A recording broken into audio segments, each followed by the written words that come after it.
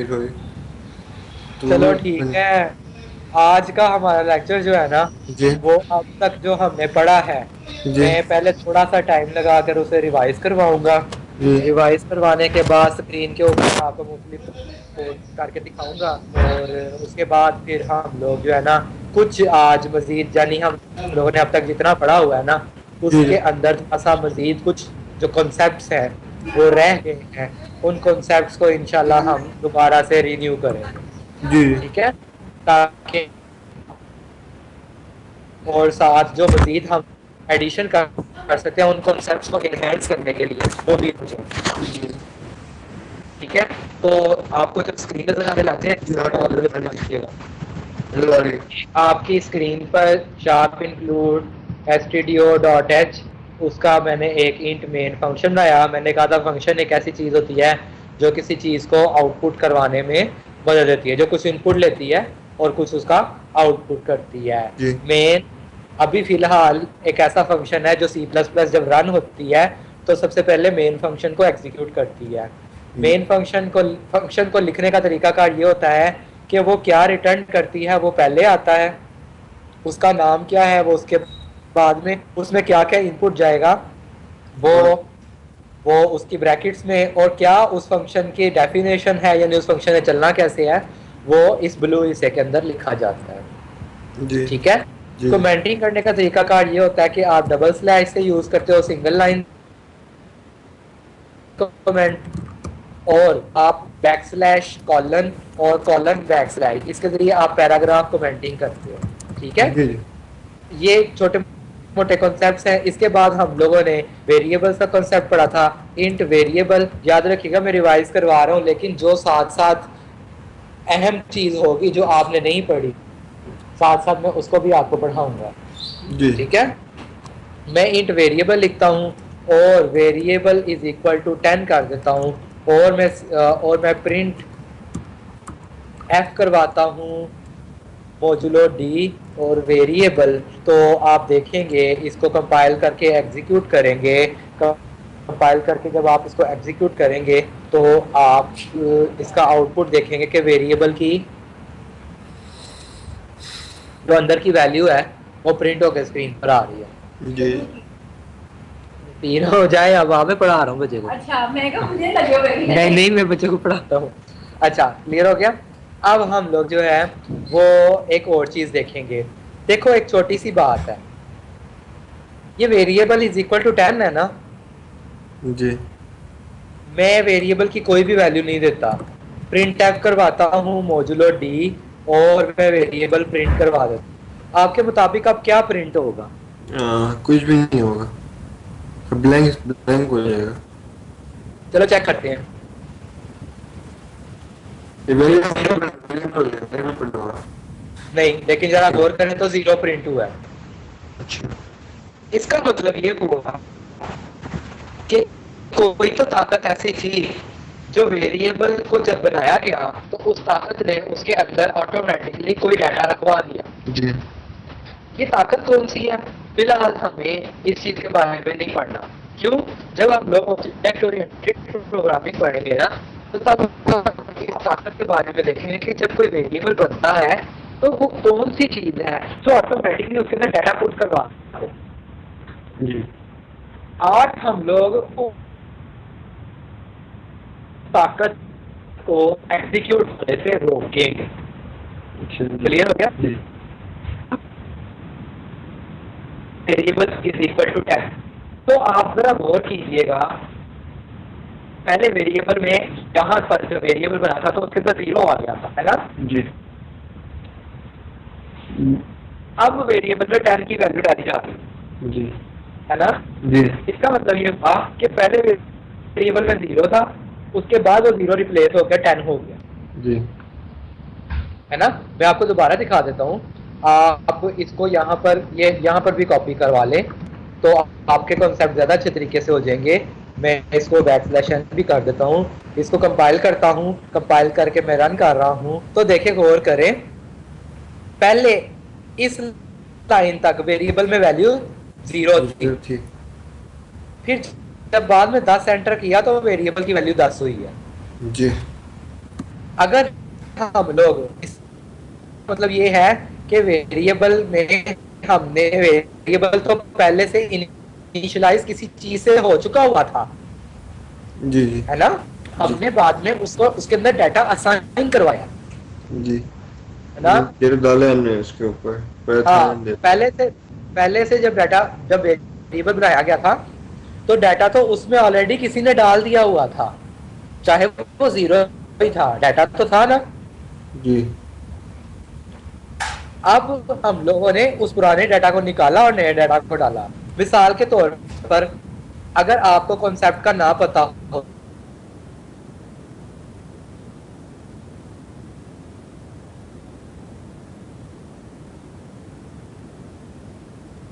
Variable में तो 10 ही आ जाना चाहिए था, वेरिएबल में कुछ भी नहीं था तो कुछ भी नहीं के साथ 10 मल्टीप्लाई होता तो 10 ही हो जाता, है ना। जी लेकिन अगर आप इस प्रोग्राम को एग्जीक्यूट करेंगे तो आपको आंसर कोई जी, कि जी कुछ जरा अवेलेबल वो कुछ है नहीं, तो जीरो मल्टीप्लाई होता है तो जीरो हो जाएगा। जीरो चलेगा। लेकिन अगर आपको पहले ना पता होता, अब तो आपको पता है इसमें जीरो था ऑटोमेटिक, है जी ना। जी लेकिन पहले के मुताबिक आप कह रहे थे कि वेरिएबल के अंदर खाली जगह है, जी वेरिएबल को 10 से मल्टीप्लाई करवा देते तो 10 ही आना चाहिए था, लेकिन ये क्या हुआ, ये तो जीरो आ गया। जी इसका मतलब ये एक बहुत बड़ी गलती क्रिएट हो सकती है। जी। गलती किस में गलती हो सकती है? बहुत बड़ी गलती हो सकती है। गलती की वजह यह है कि आपने वेरिएबल बना लिया, वेरिएबल का आपने ये सोच लिया कि वेरिएबल में कोई डाटा नहीं होगा, और फिर कुछ भी नहीं को 10 के साथ मल्टीप्लाई करवा दिया। आपके मुताबिक तो 10 आना चाहिए था लेकिन आपको तो जीरो गया। तो सोचिए अगर आप कोई बड़ी कॉम्प्लेक्स कैलकुलेशन करेंगे तो तब तो ये गलती हर चीज को जीरो कर देगी, जी और आपको आपका मर्जी का आंसर कभी नहीं मिल सकेगा, जी है ना। जी अब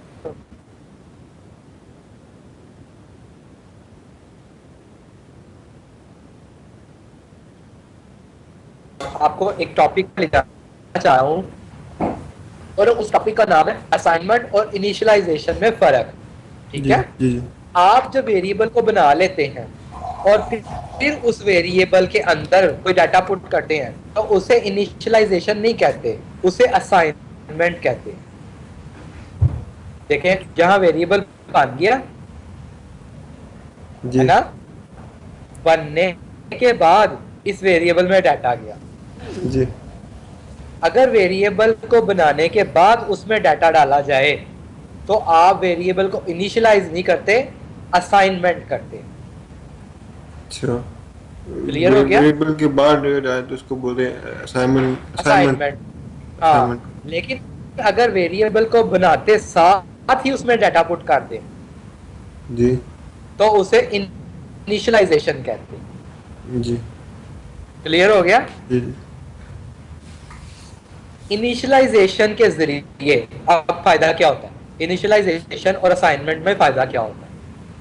इनिशियलाइजेशन के जरिए वेरिएबल जो होता है उसमें जो कंपाइलर ऑटोमेटिकली डाटा पुट कर देता है ना, वो नहीं जाता। जी समझा क्लियर नहीं हो मैं, गया। समझा नहीं मैं। देखो, हमने अभी यह वेरिएबल बनाया हुआ है, बनाया कि नहीं बनाया हुआ। जी जी अब हमने इसे बनाते साथ साथ ही डाटा पुट नहीं किया जी तो कंपाइलर ऑटोमेटिकली इसमें जीरो डाल दे, जी है जी ना, जी जो कि बुरी बात है, गलत बात। जी हम वेरिएबल को बनाते ही उसमें डाटा पुट कर देते हैं, इस तरह कंपाइलर जो खुद ही डाटा पुट कर देता है ना, वो नहीं कर सकता। अच्छा। समझ आ गई। जी जी बात छोटी सी है लेकिन बात बड़ी इंपॉर्टेंट है। जी अब अगर आप variable is equal two variable multiply 10 करेंगे ना तो डेफिनेटली आपका आंसर 100 आएगा, क्योंकि आपको पता होगा कि पहले वेरिएबल वेरिएबल में टाइम है। 10 से वेरिएबल इनिशियलाइज हो चुका हुआ है। जी याद रखिएगा, जब वेरिएबल बनाते ही उसको इज इक्वल टू किसी वैल्यू से कर देते हैं तो उसे इनिशियलाइजेशन कहते हैं। जी। लेकिन ये अगर वेरिएबल की वैल्यू 10 है, इसको बोल देते हैं। हाँ, हाँ उसे बता देते हैं कि उसे इनिशियलाइज कर देते हैं कि अब तू पैदा होने लगा है, पैदा होते ही तेरी वैल्यू 10 है। जी लेकिन अगर वेरिएबल को आप पहले बनाए और फिर वेरिएबल के अंदर वैल्यू डालें तो उसमें पैदा होते वैल्यू 0 थी, आपने फिर उस वैल्यू को निकाल कर 10 पुट किया। जी ठीक है। जी और इस चीज को असाइनमेंट कहते हैं, इनिशियलाइजेशन नहीं कहते। जी ठीक है। इस चीज को इनिशियलाइजेशन कहते हैं, वेरिएबल को बनते ही इक्वल टू 10 कर या किसी भी वैल्यू से इज इक्वल टू कर। जी ठीक है। ये चीज बहुत ज्यादा इंपॉर्टेंट है।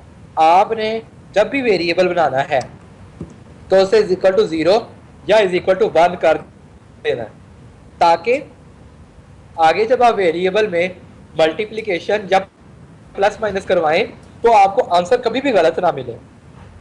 जी अगर आप पहले वाली सोच के जरिए करते तो शायद आगे जाकर जब आप कॉम्प्लेक्स प्रॉब्लम्स करते तो आपको समझ ही ना लगती कि आपका आंसर गलत कहां से होगा।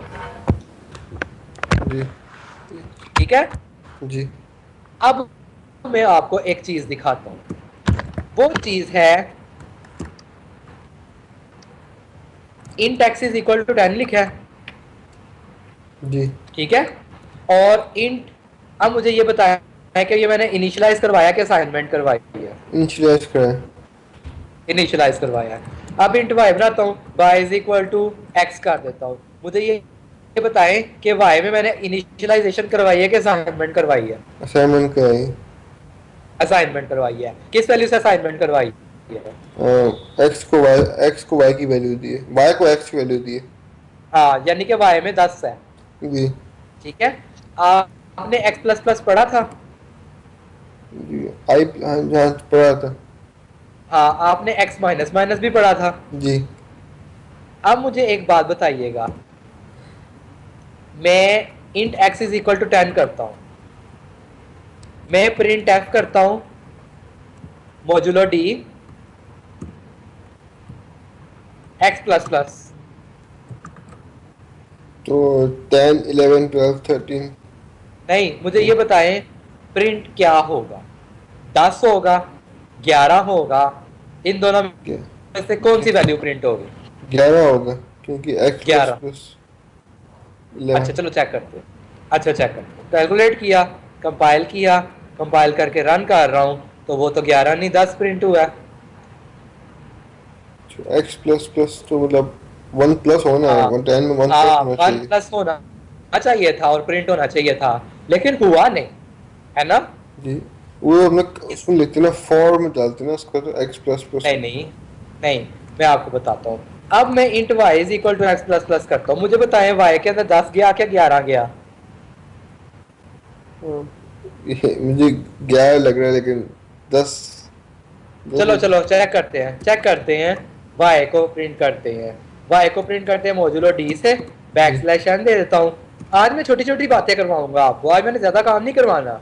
जी मैंने जी जब आगे आपको लेके जाना है तो ये चीजें हमारी जिंदगी का हिस्सा बन चुकी होनी है। जी जी मैं नहीं चाहता कि आप कंफ्यूज हो, आपको वेरिएबल इस्तेमाल करते हुए पता हो कि ये क्या हुआ। जी जी तो मैं प्रिंट करवाता हूँ y, ठीक है, जी और फिर मैं प्रिंट एफ करवाता हूँ मोजुलो d और प्रिंट करवाता हूँ x। ठीक है। मैंने किया int x is equal to 10, जी y is equal to x plus plus, फिर मैंने लिखा y की वैल्यू आपके मुताबिक y में 11 जाना चाहिए। जी अब मुझे ये बताएं, चलो यहाँ शायद 11 प्रिंट हो, यहाँ x की कौन सी वैल्यू प्रिंट होगी? यहाँ पर 10 होगी क्योंकि चलो हमने चेक करते हैं, एक्स एक्स इक्वल 10 डाला है हमने। चलो चेक करते हैं, चेक करते हैं। मैंने रन किया तो y की वैल्यू 11 तो प्रिंट नहीं हुई, y की वैल्यू 10 प्रिंट हुई है, लेकिन x की वैल्यू 11 प्रिंट हो गई है। उल्टा हो गौर गया। किया? जी उल्टा हो गया। अब मैं आपको समझाता हूं हुआ क्या। ये जो x प्लस प्लस होता है ना, ठीक है, जी इसको कहते हैं पोस्ट इंक्रीमेंट।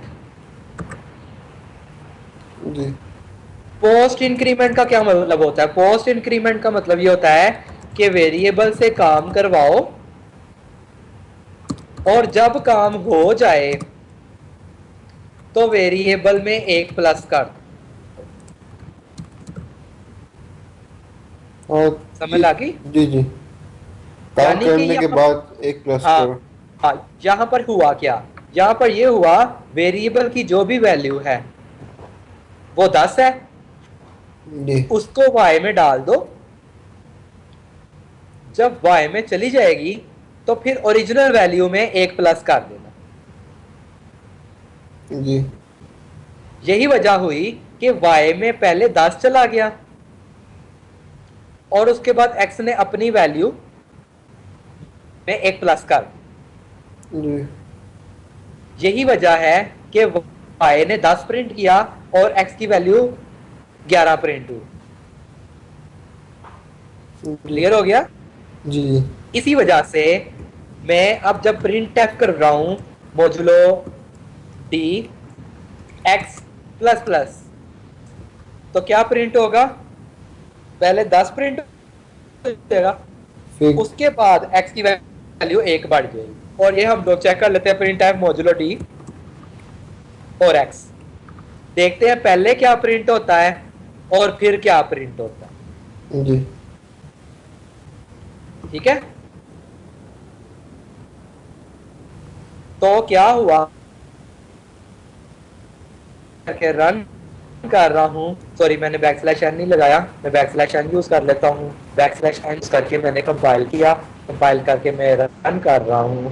तो जरा देखें पहली स्टेटमेंट, यानी कि ये जो प्रिंट एफ पहला लिखा हुआ है, ये वाला प्रिंट एफ, ये 10 है और 10 प्लस प्लस तो क्या हुआ, एक्स से जो काम करवाना है करवा लो, तो एक्स से तो काम करवाना था प्रिंटिंग का, जी करवा लिया, जी उसके बाद एक्स की वैल्यू में एक जमा कर दो, तो एक्स प्रिंट करवाने के बाद 11 हो गया, यानी पहले 10 प्रिंट करवाने के बाद एक्स 11 हो गया और वो जो जमा शुदा एक्स था वो अगली स्टेटमेंट में प्रिंट हो।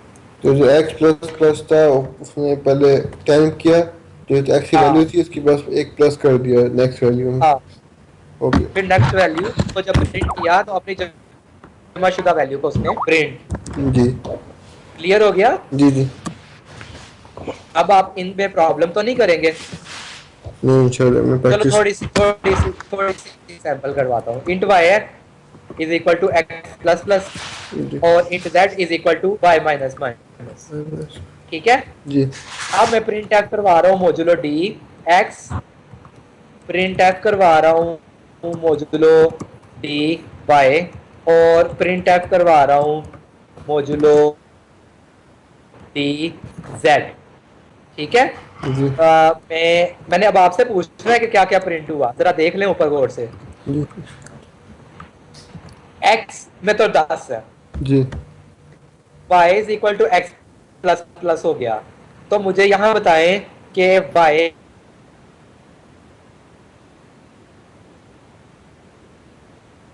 में क्या वैल्यू गई हो।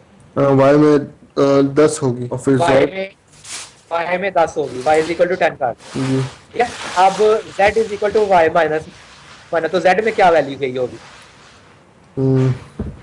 z में चेक में y equal to 10 answer x 10 है, y इक्वल y में तो 10 चला गया, जी अब z is equal to y minus minus, तो z में कौन सी वैल्यू गई हो? 12 माइनस माइनस से सोच लीजिएगा, माइनस माइनस से सोच लीजिएगा। जी 8 होगी या 12 8 होगी या चलो z में चलो 8 करते हैं। चलो अब मुझे ये बताएं कि y में x की वैल्यू जाने के बाद x की क्या वैल्यू हो गई होगी? y x की वैल्यू 10 होगी ना, x की वैल्यू x की वैल्यू 10 तो चली गई, y में 10 चला गया था, 10 जाने के बाद x की क्या वैल्यू हो गई?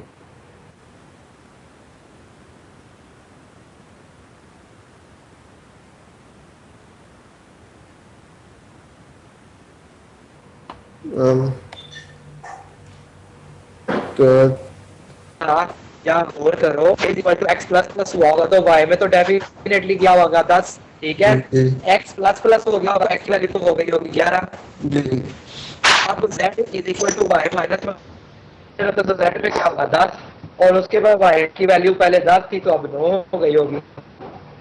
जी जी की बात थी और तो कोई प्रॉब्लम ही नहीं थी। तो इस तरीके से x की वैल्यू प्रिंट होगी 11, y की वैल्यू प्रिंट होगी 9 और z की वैल्यू प्रिंट होगी 10। गौर किया आपने? जी जी देखो मैंने जो बोला था वही प्रिंट हुआ।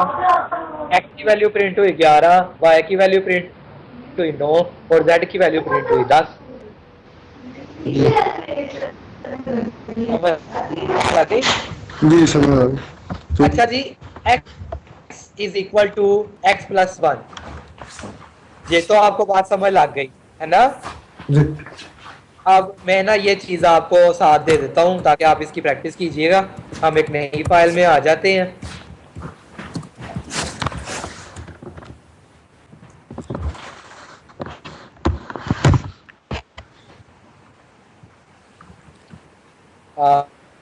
अनटाइटल्ड 2 के नाम से मैं इसे सेव करता हूँ। ठीक है, x इज इक्वल टू, मैं int x is equal to 1 करता हूँ। x is equal to x plus 1, ये भी सही है, इसकी जगह हम x प्लस प्लस भी लिख सकते हैं। जी अब मैं आपको एक तीसरी नोटेशन समझाता हूँ। आप x is equal to x plus 1 लिख लें, x प्लस प्लस लिख लें, ये दोनों का मतलब एक ही होता है कि x में एक वैल्यू जमा कर दो, है ना? जी आप इन दोनों की जगह x प्लस इक्वल्स टू 1 भी कर दोगे ना तो इसका मतलब भी यही होगा, x प्लस 1 इक्वल 1। जी x प्लस इक्वल टू 1। जी समझ लग गई? जी अगर मैं x is equal to x plus 2 कर दूं तो इसका मतलब क्या होगा? x में 2 जमा कर दो। जी इसकी x प्लस प्लस वाली नोटेशन काम नहीं करेगी। समझ आ गई? x 3 प्लस डाल दें चलेगी, x plus plus plus triple plus x plus नहीं, ट्रिपल प्लस से काम नहीं चलेगा। जब आप 1 के अलावा 2 3 4 करोगे ना तो ये x प्लस वाली जो लाइन है ना ये इसकी जगह नहीं ले सके। जी ठीक है, x प्लस प्लस हमेशा x में 1 प्लस करने के लिए यूज हो। जी ठीक हो गया? लेकिन ये काम कर जाएगी, x plus is equal to 1 की जगह x plus is equal to 2 कर दोगे ना तो इसका मतलब भी यही होगा, x is equal to x plus 2। जी इसी तरीके से x is equal to x plus 3 कर दो तो x plus is equal to 3, ये भी काम कर जाएगा। लेकिन x is equal to x plus 1 हो तो x प्लस इक्वल टू 1 भी चलती है और x प्लस प्लस भी चलती है। जी क्लियर हो गया? जी ये चीजें हर वक्त आपके ज़हन में होनी चाहिए, इनकी प्रैक्टिस फुल करनी है। और ये बात समझ लग गई है कि int y is equal to x plus plus करेंगे तो इसका क्या मतलब होगा? y में 1 जाएगा और उसके बाद x की वैल्यू क्या हो जाएगी? 2 हो जाएगी। तो हो जाएगी। ठीक है, कोई मुश्किल चीज नहीं है। जी जी जी जी जी जी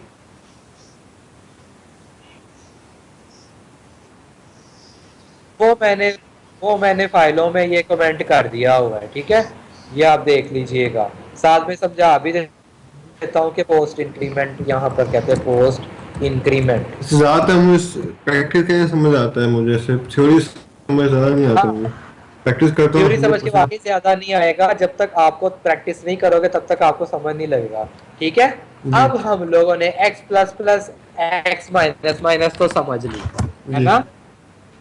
जी के डाटा को पहले डालो और फिर उसमें एक प्लस या एक माइनस कर दो। उसके बाद x is equal to x plus 1, x plus plus, x plus is equal to 1, इन तीनों का भी हमने समझ लिया। जी अब मैं लेक्चर को वाइंड अप करने से पहले एक और चीज समझाने लगा हूँ जो कि इसके उलट होगी। अच्छा ठीक है, यानी आपकी फिर से शामत आने लगी है। आप मुझे आपने बताना है कि मैं मॉड्यूलो डी लिखता हूँ और minus minus plus plus x कर देता हूँ। ठीक है, एक्स प्लस प्लस नहीं करना अब है। नहीं नहीं प्लस प्लस एक्स कर रहा हूँ। पहले एक्स प्लस प्लस किया था, जी अब प्लस प्लस एक्स कर रहा हूँ। मुझे ये बताएं, अब एक प्रिंट होगा, 2 प्रिंट होगा या कुछ नहीं प्रिंट होगा? एक्स प्लस प्लस एक्स नहीं, दो होगा मेरे ख्याल से। नो वो एक क्यों एक ही दो? एक ही एक ही एक ही प्रिंट होगा क्योंकि हम कुछ एक्सप्रेस कुछ कर ही नहीं रहे इसके अंदर। चलो चेक करते हैं। एस टी शार्प इंक्लूड्स, ये सी नहीं स्पेलिंग लिखा। गलत है। अब तक हाँ, अब देखें आपके मुताबिक 10 प्रिंट होगा। जी। अच्छा चलो चेक करते हैं। ये तो 2 प्रिंट हुआ है।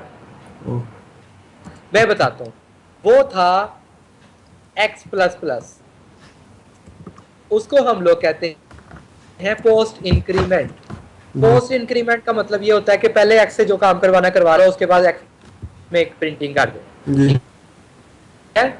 अब ये है प्लस प्लस x, इसको कहते हैं प्री इंक्रीमेंट।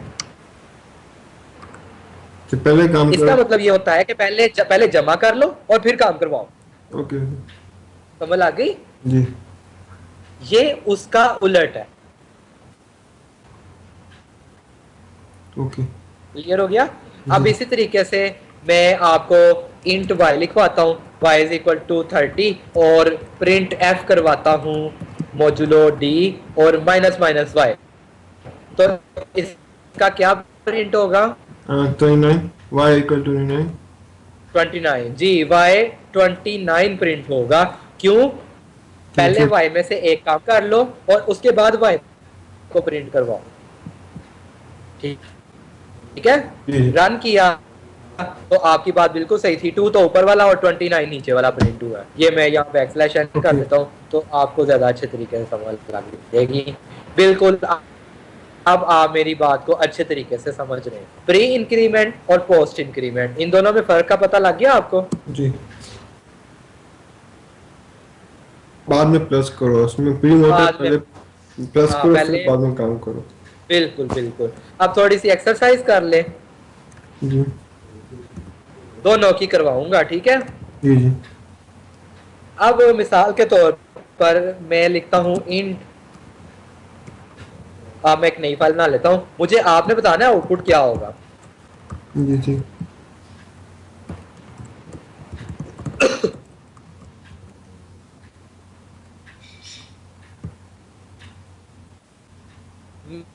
मैं int y, int x, int a is equal to 23, int b is equal to plus plus a, int c is equal to a plus plus,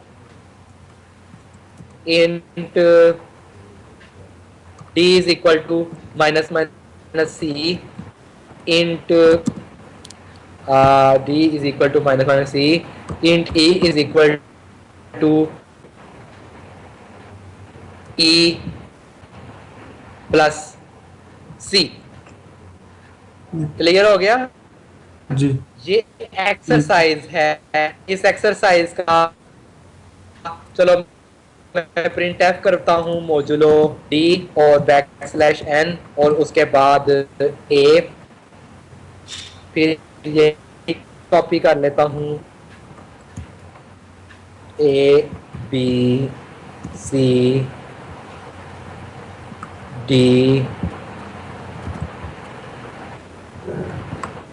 e, ठीक है। अब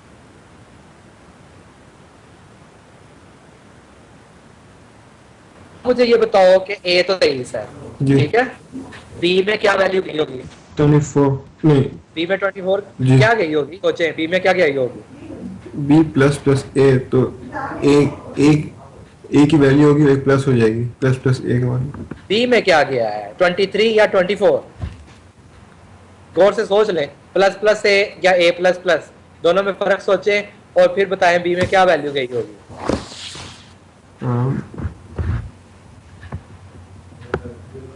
B में तो यहाँ पे ई प्लस प्लस ए। जी confuse हो रहा हूँ, बी में वैल्यू है नहीं कुछ, दी नहीं b कुछ। में भी कोई भी वैल्यू नहीं है ना, तो a प्लस प्लस ए कर दिया है, तो मुझे बताया कि b में 23 गया होगा या 24 गया होगा। 24 गया होगा, काम करने से पहले हम कुछ बोलते तो ऐड करते, 24 गया होगा। हाँ, यानी पहले ऐड किया और फिर a की वैल्यू गई है ना, तो 24 हो गया। अब a की वैल्यू कितनी हो गई होगी? ए की वैल्यू तो 23 हो जाएगी। ए की वैल्यू 23 हो जाएगी। जरा गौर कर ले, प्लस प्लस ए का मतलब होता है ए की वैल्यू पहले बढ़ाओ और फिर ए की जो भी वैल्यू बनती है वो बी में डाल दो। तो ए की वैल्यू तो 23 से 24 हो गई, ठीक है, और वो 24 चला गया बी में, तो ए की वैल्यू तो 24 हो चुकी है। वापस काम कैसे हो गई? तो ए की वैल्यू तो 24 हो गई। जी जी ओके। ठीक है, ये मैंने थोड़ी सी चीटिंग करवाई है आपको। अब मुझे ये बताएं c is equal to a plus plus है, तो सी में 24 गया होगा कि 25 गया होगा? सी में 24 गया होगा कि ए प्लस नहीं 20 सी में 24 गया होगा और ए कितना हो गया अब? ए ए ए भी ए प्लस प्लस ए 25 हो गया कि ए प्लस प्लस है। ए 25 हो गया, बिल्कुल। देखा कितना आसान है। अब डी की वैल्यू क्या है? डी की वैल्यू मुझे ये बताएं कि 24 है या 23 है, क्योंकि माइनस माइनस सी गया है। सी में 24 था अब तक, तो डी की वैल्यू माइनस माइनस सी है। इसमें अब डी में 24 गया होगा या 23 गया होगा? जी ई में क्या गया होगा? सोचे सोचे। 23 गया होगा क्योंकि काम करने से पहले। अब और सी की वैल्यू कितनी हो गई है? सी की वैल्यू 22 सी प्लस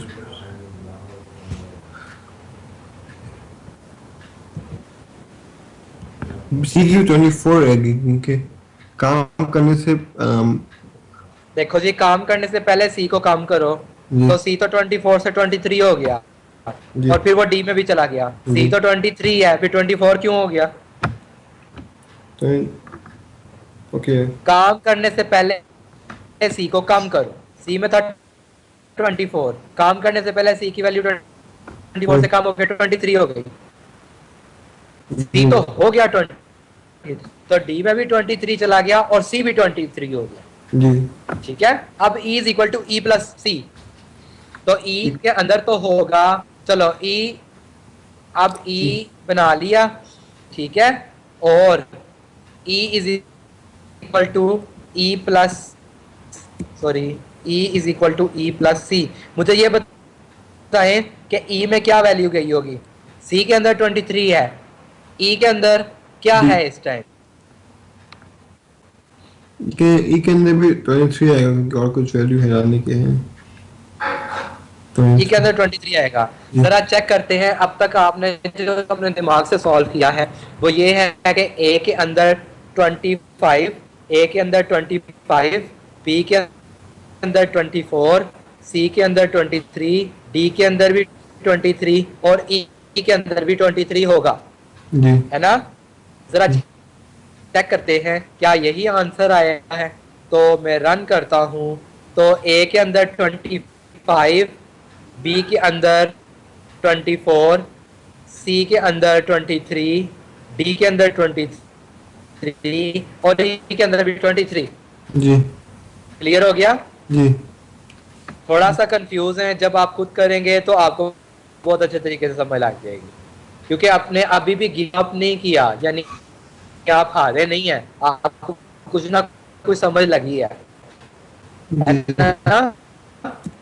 तो आज आपने प्री इंक्रीमेंट, पोस्ट इंक्रीमेंट और वेरिएबल इज इक्वल टू 0 करें तो इनिशियलाइज होता है और वेरिएबल बनाने के बाद डाटा एंटर करें तो उसे असाइनमेंट कहते हैं, ठीक है?